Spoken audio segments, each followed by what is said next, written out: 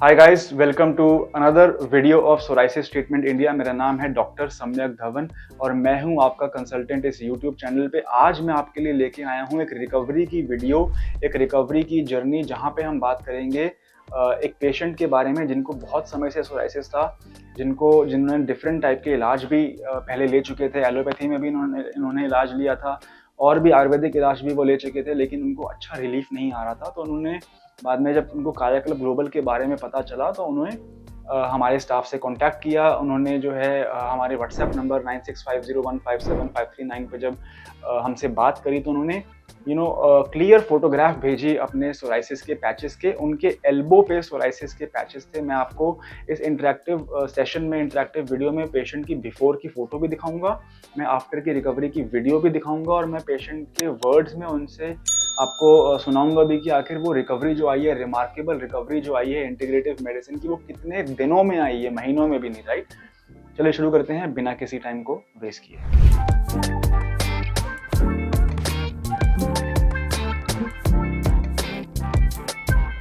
Guys, आप screen पे ये फोटो देख रहे हैं, ये फोटो है पेशेंट के एल्बो के पैच की। आप नोटिस करें कैसे उनके एल्बो पे और एल्बो से थोड़ा नीचे लाल रंग के उभरे हुए पैचेस आपको स्क्रीन पे दिख रहे हैं। इसके साथ साथ आप नोटिस करेंगे कि एल्बो पे जो उनके पैचेस हैं उसमें वाइट कलर के फ्लेक्स हैं, जिसे हम आम भाषा में पपड़ी कहते हैं। राइट, तो जितने भी सोराइसिस के कॉमन सिम्टम्स होते हैं वो होते हैं रेडनेस, इन्फ्लेमेशन, इचिंग, पेशेंट को बहुत खुजली भी होती थी इन पैचेस में, लाली जैसे उभरे हुए पैचेस जिसमें कि पपड़ी झड़ती हो। राइट, तो क्लासिकल आप फोटो देख के डायग्नोस कर सकते हैं कि इनको सोराइसिस है। ट्रीटमेंट जो है, डायग्नोसिस बनाने के लिए आपको ब्लड टेस्ट किसी भी तरह का कोई और एग्जामिनेशन की रिक्वायरमेंट नहीं है। एग्जैक्टली फोटो देख के ही बता सकते हैं कि इन पेशेंट को सोराइसिस है। और यही खास बात है स्किन की, डर्मेटोलॉजी की, कि हम लोग टेलीमेडिसिन के द्वारा व्हाट्सएप पे ही फोटो देख के डायग्नोसिस बना सकते हैं कि आखिर इनको सोराइसिस की प्रॉब्लम है या एक्जिमा की प्रॉब्लम है या इनको सफ़ेद दाग की प्रॉब्लम है। तो ये कुछ बेनिफिट हो जाते हैं जिससे कि पेशेंट को अब घर बैठे बैठे ही इलाज करवाना संभव हो गया है। दूरी अब बाधा नहीं रह गई है इलाज में। पेशेंट को ज़रूरी नहीं है कि बेस्ट ट्रीटमेंट लेने के लिए बेस्ट हॉस्पिटल जाने की रिक्वायरमेंट है। ज़रूरी नहीं है कि अगर वो किसी छोटे शहर से हैं, छोटे गाँव से हैं, तो उन्हें किसी बड़े शहर में जाके इलाज करवाने की ज़रूरत है। टेली मेडिसिन के माध्यम से, टेक्नोलॉजी का फ़ायदा उठाते हुए, अब हम कायाकल्प ग्लोबल पे इंटीग्रेटिव मेडिसिन के द्वारा दूर बैठे बैठे ही कंप्लीट प्राइवेसी में इलाज कर पा रहे हैं। तो मैंने आपको दिखाया पेशेंट के पैचेस की फोटोग्राफ। इसके बाद मैं आपको बताऊंगा एग्जैक्टली कि उनकी क्या हिस्ट्री थी। जब उन्होंने हमारे साथ ट्रीटमेंट शुरू किया तो उनके उस समय क्या कंप्लेंट्स थी, क्या उनके फैमिली में किसी को प्रॉब्लम थी, जो भी उनकी कोमॉर्बिड कंडीशंस, मेडिकल हिस्ट्री मैं आपके साथ शेयर करूंगा। लेकिन उससे पहले, अगर आपको ये बिफोर की फोटो इंटरेस्टिंग लगी, अगर आपको ये जर्नी जो सीरीज़ में लेके आ रहा हूँ, रिकवरी सीरीज़, या अगर आपको इंटरेस्टिंग, आप चाहते हैं कि मैं ऐसी और वीडियोज़ बनाऊँ, तो प्लीज़ कॉमेंट में आप नीचे लिखिए येस मोर, ताकि मुझे पता चले कि आपका एंगेजमेंट लेवल कैसा है। और फिर मैं, क्योंकि पेशेंट से उनकी फ़ोटोग्राफ क्लिक करवाना, उनसे कंसेंट लेना थोड़ा सा चैलेंजिंग एस्पेक्ट हो जाता है, तो इतनी ज़्यादा मात्रा में वीडियो बनाना बड़ा मुश्किल है यूट्यूब पे। लेकिन अगर मुझे पता चलेगा कि हाँ, व्यूवर्स एक्चुअली में इंटरेस्टेड हैं इस टाइप की वीडियोस देखने के लिए, तो मैं थोड़ा सा और एफर्ट डाल के इसमें और ऐसी वीडियोस आपके लिए ज़रूर लेके आऊँगा। राइट, अब मैं बात करता हूँ पेशेंट की मेडिकल हिस्ट्री में। तो उन्होंने बताया कि इनको सीवियर इचिंग महसूस होती थी अपनी एल्बोस पे, और इसमें कट्स एंड ब्लीडिंग में इन्होंने हाँ लिखा है। इसका मतलब है कि उनको जब बहुत जोर जोर से वो खुजली करते थे, उनको खून भी वहाँ से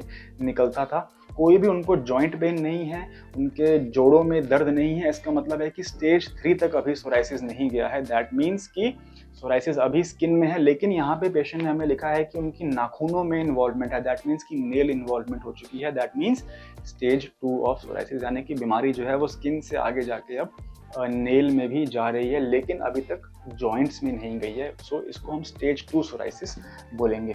अब यहाँ पे उन्होंने कहा है कि इनको 10 साल से ये पैचेस हैं, और आपको पता है सोराइसिस कितनी नोटोरियस बीमारी है, आती है जाती है, आती है जाती है। And I think psoriasis patients की सबसे बड़ी कंप्लेंट यही होती है कि वो काफ़ी इलाज लेते हैं जिससे उनको सिम्टोमेटिक रिलीफ तो आता है, लेकिन फिर वो अगली सर्दियों में वापस आ जाता है। तो ये वीडियो जब मैं आपके लिए बना रहा हूँ, सर्दियों से पहले ये जानना ज़रूरी है कि ऐसा इस बार हम क्या करें अपने लाइफ में, अपने दिनचर्या में, जिससे कि हमारा सोराइसिस अगली सर्दियों में वापस ना आए, तभी उसको अच्छा इलाज मानेंगे।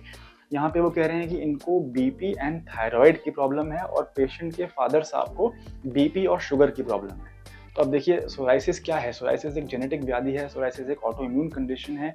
जिन लोगों में बीपी शुगर थायराइड की प्रॉब्लम रहती है या जिनके घर परिवार में बीपी शुगर थायराइड की प्रॉब्लम रहती है, उनमें सोराइसिस होने के चांसेस ज़्यादा होते हैं अगर वो अपने लाइफस्टाइल का ध्यान ना रखें। लाइफस्टाइल का मतलब है सही टाइम पे ना सोना, सही टाइम पे ना उठना, फैटी फूड खाना, सैचुरेटेड फैट्स खाना, डाइट का ध्यान ना रखना, ओवर वेट होना, एक्सरसाइज ना करना, ये सारी कॉन्स्टिपेशन रहना, ये कुछ ऐसी चीज़ें हैं जिनकी वजह से वो जो बटन है हमारे शरीर के अंदर वो ऑन हो जाता है। जेनेटिक हमारा जो ऑटो इम्यूनिटी का बटन है, मैं बहुत ही लेमैन टर्म्स में आपसे बात कर रहा हूँ, वो ऑटो इम्यूनिटी का बटन ऑन हो जाता है। और अगर हम में सोराइसिस होने की संभावना है तो हमें सोराइसिस हो सकता है यदि हमारे घर परिवार में भी कोमॉर्बिड कंडीशंस हैं, जैसे कि शुगर, थायराइड, ब्लड प्रेशर। तो जैसा कि मैंने आपको बताया, इन पेशेंट में वो सारी कोमॉर्बिड कंडीशंस थी, उनकी फैमिली में भी मेडिकल हिस्ट्री है और उन्हें खुद को भी बीपी और थायराइड की प्रॉब्लम है।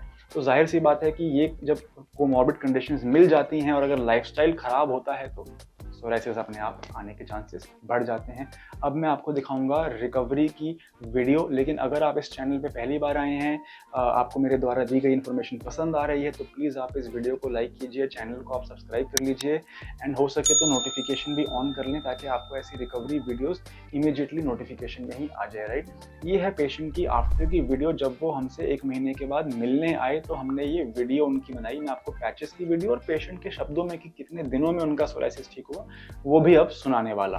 30 डेज के ट्रीटमेंट में कायाकल्प पे कैसे रिकवरी आती है, आप नीचे वाले फोटोग्राफ में देखें। यहाँ पर सारे आप सोराइसिस के देख रहे हैं कि पपड़ी बनी हुई थी नीचे वाले फोटोग्राफ में और रेड पैचेस थे, और आज आप देख रहे हैं कि विदिन 30 डेज ये वाला इम्प्रूवमेंट हमें देखने को मिल गया। कितने टाइम हो गया आपको दवाई चलते को?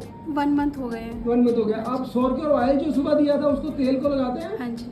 और कितने मिनट लगा के रखते हैं उसको, कि लगा रहता है? हाँ जी, पूरा दिन लग 15-20 मिनट पर लगा रहता है। तो जैसे इन पेशेंट ने ट्रीटमेंट स्टार्ट किया और 30 डेज के बाद आप देख पा रहे हैं कि इसके ऊपर पपड़ियाँ भी हट गई है, रेडनेस भी कम हो गई है और इसका उभार भी कम हो गया है। जो उभरापन था वो सारा फ्लैट हो गया है पेशेंट का। और अब हम सन एक्सपोजर और 3 ग्राम हल्दी भी पेशेंट का ऐड करेंगे जिससे कि डिजीज ठीक होकर ठीक ही रहे। तो गाइस, मैं उम्मीद करता हूँ कि आपको कुछ सीखने को मिला हो इस वीडियो में। जैसा कि हमने बताया कि पेशेंट ने 1 महीने तक रिलीजियसली अपना ट्रीटमेंट करवाया। सौर ऑयल को उन्होंने अपने एल्बोज पे लगाया और दिन में 15-20 मिनट की सौर ऑयल को लगाने के बाद धूप दिखाई। सौर ऑयल एक कवच की तरह काम करता है जो स्किन में अब्जॉर्ब हो जाता है और सन एक्सपोजर के साथ इसका जो मोड ऑफ एक्शन है वो क्या करता है, ये rate of multiplication of keratinocytes को स्लो डाउन कर देता है, यानी कि पपड़ी नहीं बनती है, लाली नहीं आती है, उभरे हुए पैचेस जो होते हैं वो फ्लैट हो जाते हैं और खुजली धीरे धीरे कम हो जाती है। लेकिन सौर ऑयल सिर्फ लगाने की चीज़ है, बीमारी को अंदर से भी हमने ठीक करना है। तो उसके लिए हमने खाने के लिए इंटरनल मेडिसिन इनको दी थी और लगाने के लिए हमने इनको सौर ऑइंटमेंट और सौर ऑयल दिया था, जिससे कि इनकी स्किन मॉइस्चराइज रहे और इनका सोराइसिस बाहर से भी ठीक हो और सोराइसिस अंदर से भी ठीक हो। ऑब्वियसली पेशेंट ने ट्रीटमेंट छोड़ा नहीं है, जैसा मैंने आपको बताया कि इलाज लंबा चलता है। मेन जो इसमें हमें करना है वो ये है कि कम से कम 3 मंथ्स का ट्रीटमेंट तो आपको लेना ही है सोराइसिस का, ताकि हम ये इंश्योर कर सकें कि अंदर से भी जो है ब्लड प्योरीफाई हो रहा है, टॉक्सिन क्लियरेंस हो रहा है और बाहर से भी जो है वो पैचेस ठीक हो रहे हैं। क्योंकि पेशेंट ने बोला है कि उनकी नेल में भी इन्वॉल्वमेंट है, इसलिए इलाज को लंबा चलाना ज़रूरी है ताकि हम सोराइटिक आर्थराइटिस ना होने दें। गाइज, ये थी आज की वीडियो। उम्मीद करता हूँ कि आपको मेरे द्वारा दी गई इन्फॉर्मेशन पसंद आई हो। अगर आप ऐसी और वीडियोस चाहते हैं तो प्लीज़ कमेंट में लिखें यस मोर, ताकि मैं समझ सकूं कि आपका कितना इंटरेस्ट है इस टाइप की वीडियोस में, और हम ऐसी और मेडिकली साउंड नॉलेज आपके साथ शेयर करते रहेंगे इस चैनल पे। Thank you.